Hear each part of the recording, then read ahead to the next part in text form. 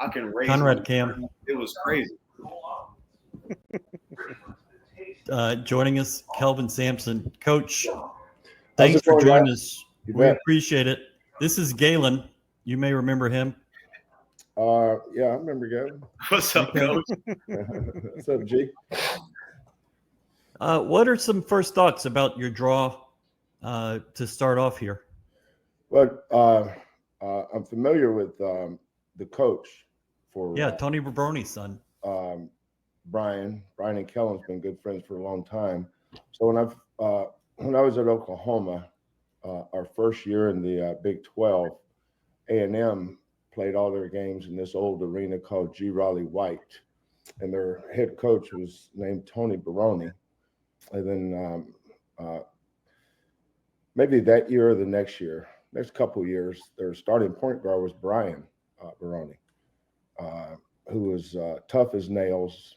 I remember we came from behind to beat them in Norman one night when one of my kids just dove on the fact they had a breakaway, and if they make the layup, they win.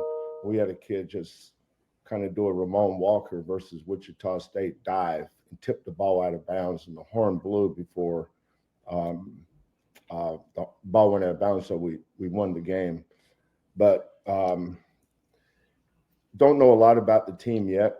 I just got done with speaking and media stuff over at the Post Oak. I'll go and watch some film a little bit tonight, dig more into them tomorrow, and then we'll get ready to play. This time of year, everything's if I'm not mistaken, this is my 20th year taking a team to the tournament, and I've approached every tournament the same. It's a one-game season. Not to get ahead on this, but Gonzaga is sitting right there, potential second round. They're an 8 in the net and are an 8 seed. What's the point of the net if a team like Gonzaga is so far down? No, I have no idea. I saw Georgia play a couple times this year. I've seen Gonzaga and St. Mary's play. I'm not really familiar enough with any of those teams to have an opinion of them. In this business, and Galen can speak to this, is that we never look ahead. That's for the experts and the pundits to do. Somebody asked me one time about my word about this game versus another game. I don't know another game. I only know the one we're playing. Some people may like it. Some people don't. The ones that don't, I just promise you they'll get over it. Galen. Coach, I got to ask you. I remember tons of life lessons. And it was sometimes through your darkest days come your brightest light.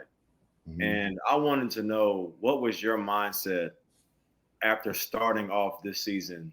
Well, I think it was 4-3, and you got certain people writing you off and whatnot. What was your mindset? Galen, first of all, do you really think I give a shit about I know you don't. People writing us off? Coach, I know that, but the people who are listening, they don't. So it's like I got it. They'll get over it. They always do. Before we went to Vegas, we had a scrimmage with Ole Miss in Shreveport. The day before we left, JVR had a serious groin injury, and he wound up missing 19 days of practice. So if you go from October 26th, I think that was the date, I could be wrong, whatever that Saturday was in late October. If you go 19 days, backed up to the Auburn game, he wasn't ready to play in the Auburn game. He wasn't ready to play in Vegas. The other thing was Milo's broke his nose. Now, some people can break their nose and get it shoved back into place, but he had surgery. So he was out of practice 21 days. So most people don't know what they don't know. If you're on the inside, you know all the facts. Milos was a shell of who we thought he would be um, um, in November. I think he fouled out of the Auburn game, fouled out of the Alabama game, and if I'm not mistaken, I think he might have fouled out from the San Yes. Diego State game. We let the we beat Notre Dame, but trust me, we were terrible in that game too. But our team was forming. When in your years, we didn't play those teams early, but because of NIL, we have no choice. We don't have the luxury of having someone back us in NIL, so a lot of the fundraising for that falls to our basketball program. When I got pitched the opportunity to go to Vegas, it didn't matter who we played; it was $1 million, and we needed that. Now we could have lost all 3 games; wouldn't have mattered to me. November is November. It's not February. It's not March. We a lot of years we've been 13-0, 12-1, but we didn't. The only reason that team was 13-0 is because we didn't play Alabama, number 1 team in the nation, the number 3 team in the nation, and then I think San Diego State was ranked back then. I'm not sure. I can't remember, but yeah, when you're a coach, you don't ever overreact to wins or losses in November. The game we played when we got back was Butler, and so I don't think we spent a lot of time talking about losing a game. Our charge, our responsibility was just keep practicing. We needed to practice. The thing about the tough thing about Vegas, and I was talking to Dana Altman and to Buzz about this, is we all left to go out there on a Monday. I think we played Tuesday. So you're out there from Monday to Saturday, and you don't get to practice. You can't practice. We couldn't fix our mistakes. We just and we were horseshit against. We're up on Alabama. The Alabama game we could have easily won. I mean, we called timeout, take the last shot. LJ had a decent look at it, and he missed it. If it goes in, all of a sudden we're a good team because we missed a shot or made a shot. No, we were a growing team. So we could have easily lost the Alabama game. Then all of a sudden the narrative's different. Notre Dame game, played good enough to win. They weren't very good, and neither were we. Then the San Diego State game, we're up 40-28 or 40-29. I think we're up 11 or 12 at one point in that game in the second half. And we just couldn't finish. But, and I've said this to the media here many, many times, November basketball is November basketball. You're wasting your time evaluating it. Doesn't matter. I mean, really, it literally does not matter. Your team will have been formed by Christmas. Christmas break, I usually know what our team's going to look like. Because obviously I'm working with them every day and I can see their ceiling. I thought we had a high ceiling in November, but that ceiling had the weight. You don't get to skip steps on the ladder. You have to hit every step. And some of those steps have landmines. You may blow up. But I thought the Auburn game helped us. I thought the Alabama game helped us. I thought the San Diego State game helped us. The Butler game, the way they defended us was probably what we needed because they allowed Milos to get going a little bit because they dropped their coverage. And, as a point guard, Galen, that allows you to get in the paint. And then from there, it becomes making decisions. But when we recruited Milos last April, of course, I don't look at stats. Stats tell no story. Like Malik Wilson making that 3 the other day. If you're going to judge that kid based on a stat, then you know little to nothing about that kid. He's not a stat guy. You know, he's a winner. Winners hit big shots. Now he may miss that shot in the first half. He may miss that shot early in the second. Look how many of those shots he makes at the end. So what stats got to do with it? Milos was the same way. I checked. I had one of my video guys check this, and you were like this too, Galen. How many times at the end of a shot clock, at the end of a half, or at the end of the game, does the point guard have to jack up a vomit three to beat the clock? You take all those out and just look at his catch and shoot threes, you could tell Milos was going to be a good shooter. Mm-hmm. But the uneducated and uninitiated looked at his stats and said, well, he's a bad shooter. Well, no, he's not. He was never a bad shooter. Oklahoma team got put in a lot of late clock situations, and guess who had the ball at the end of the clock? Yeah. In the NBA, those guys won't shoot it. They pass it to somebody else because they don't want the stat. Yeah, bomb. James Harden's got the ball at the end of the clock. He always threw it to Pat Beverly. So Pat Beverly heaved it up from half court. James never shot that. That's one of the reasons why he saved his percentage. So, but we also put Milos' shot under a microscope. When I look at someone shooting, I look at it in slow motion. You know, I look to see where the ball is on his hand. I look to see if there's a gap between the ball and the palm. I look to see whether the ball rolls off clean. I look to see if his left hand has too much pressure. You know, too much offhand pressure creates a funny spin on the ball.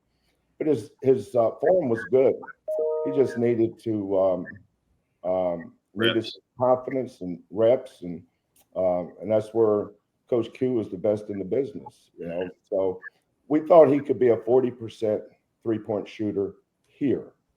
We thought he was a guard that needed to be more competitive. And he probably needed a stubborn old coach to get the best out of him too. You know, being good is hard. It's really hard to be good. Coming into work every day, there is no off days. Mm-hmm. You know, that's attitude. You know, your attitude has to be right. So when we left Vegas, he was still, I think he wore that mask right up until we left. Then he took the mask off. Remember, he had surgery. Yeah. He had surgery. So he was still feeling the effects of the surgery. He was a little bit tentative in crowds. He didn't want to do this, do that. So we had to be patient with him. But, you know, LJ and Emmanuel, Javier, J1, JoJo, those guys were so dependent on the way we played with Jamal. So it wasn't easy for him. But, you know, you and Ronnie started this thing, and then it became yours, and then you handed it off to Dejan. And then we brought in Jamal. Jamal wasn't good enough to play as a freshman. I didn't let him play. But Dejan handed it off to Jamal. Whoever became the next point guard was ready. Milos didn't have anybody to hand it to him. Yeah. He had to take all the bullets. He was catching all the strays. Some of them were up his nostril, through his eyeball, and one ear out, and the next it was in his clavicle and his scapula and his. He was getting shot all over the place. Mm-hmm. He didn't have a chance to have a smooth transition. So inside the bunker, we kind of knew where we were headed. So once we got to the Big 12, he really played good in Stillwater. Then he had a couple of bumpy games, and then he started to catch his. He caught his groove. He caught his groove about mid to late January, and by the time we got to February, he was on the right path. Mm-hmm. But he couldn't play in February the way he played in November. He was going to be bad in November. Mm-hmm. He wasn't very. The scrimmage against Ole Miss, he wasn't very good in that scrimmage. I think I spent half the scrimmage screaming at him because it was soft. Yeah. But he got tougher. The kid that went to Kansas, they had 17, 9, and 9.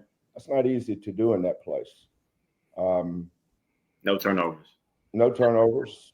But you know what it's like as a point guard here. We don't turn it over. Mm-hmm. You know, but the biggest thing was just his aggressiveness. He was not used to playing aggressive.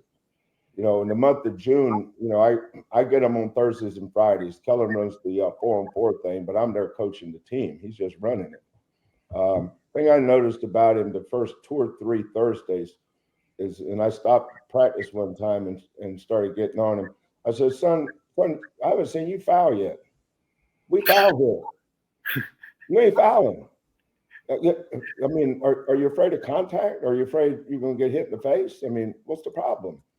So I told Malik when he gets the ball, foul the shit out of it. Just take it from him. And I said, when Malik's got the ball, I'd advise you, Milos, to do the same thing to him. You know, we can always back you off, but I'd rather have a team that I got to tone down than have a team I have to tune up. You know, Cougar basketball is Cougar basketball. Now, whoever the next coach is after I leave, he'll coach it the way he wants to, and his players will play the way he wants them to play. But I'm the coach here now, and they'll play the way I want them to play, or you got to adjust. You know, and he did. The thing that Milos had going for him was 2 things: is he never bucked up about anything. His character and his integrity is off the charts. I told his father, you know, is heavily involved in his life. And I said, that's your son, do whatever you want, but understand there ain't but one coach. You know, we're not going to have discussions. Parents don't come to practice. Don't call me about how's it going. I don't take questions or calls from parents. I'll talk to them about their social adjustment. I'll talk to them about academics. I'll talk about some stuff they may be going through or that I may need to know about in his life. But I don't discuss basketball with anybody but that kid. So his dad and his mom are unbelievable parents. I gave them both a big hug yesterday in Kansas City after we won the championship. And, you know, they're both in tears thanking me for what I've done for Milos. But I said, look, give your son the credit. Don't give it to me. He's the one that put in the work. He's the one that made the sacrifices. My coaching him any different than I coached you, Galen. Coaching him any different than I did Marcus Sasser. Marcus Sasser tried to quit on me in September. He called his mother. His mother told him he better start reading that ink on his body. That's what I'm talking about. Everybody's got all these sayings and this stuff. His mother says, you better start reading that ink you got on your body. Yeah. So, but all the credit goes to Milos. Unbelievable kid. He's learned how to compete. He's changed his life. And he'll play basketball and make a living at it for a long, long time. So, Coach, I got another one. How much do you think that having guys around those who've experienced winning at a high level, LJ himself winning a national title, how do you think that helped him adjust? Because, you know, I go back to this, Galen. That's why he came here. Mm-hmm. He chose us. We chose him, but he chose us. And he played against us. So he sat down and watched film. You know, this ain't 1970s where you're not on TV. Every game we play is on national TV. Now, whether it's ESPN Plus or CBS or ESPN, you can watch us play every night. We've been a 1 seed now for 3 years. We've been ranked in the top 25 longer than any basketball program in America. That's how long we've been good. So he knew what he was getting into, but he chose that. He knew what I was like as a coach. He chose that too. He knew what his teammates were going to be like. He chose that too. So let's give him some credit.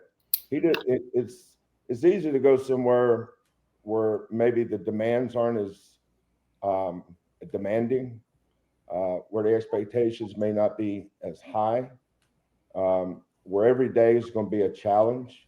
But I remember when Quentin Grimes came on his visit, I said, Quentin, you and I are going to spend a lot of time together, but don't ask me questions about the team.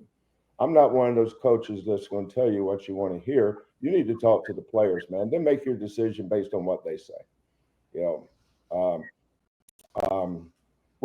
we've been really good here, and if you come here, we'll be really good again. If you don't come, we're still going to be good. So you're not going to make us or break us. You decide to come here based on what you're looking for. So he spent most of his time with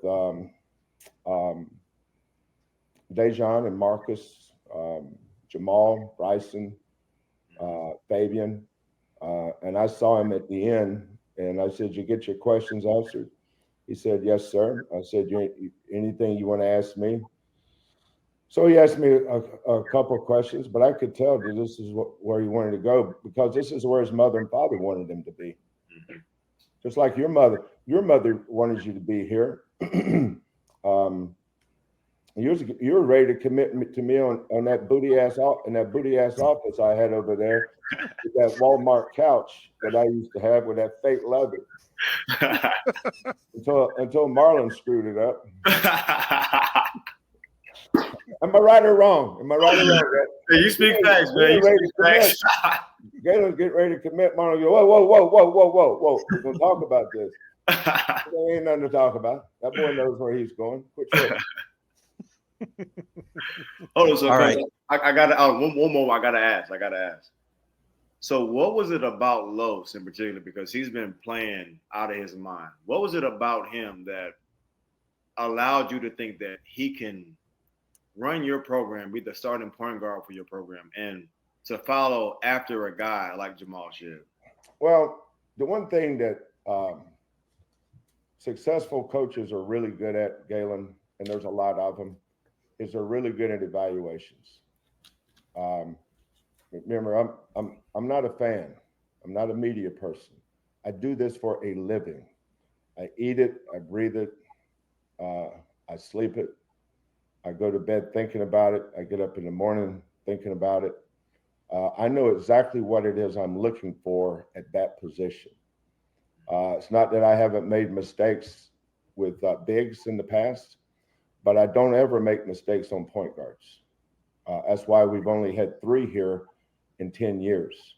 We didn't make a mistake with you. We didn't make a mistake with Dejan. We did not make a mistake with Jamal, and we did not make a mistake with Milos. But for me to tell you exactly what I saw and how I evaluate. Let me get you, Coach. It'd be like trying to explain the Atlantic Ocean to someone who's never seen water.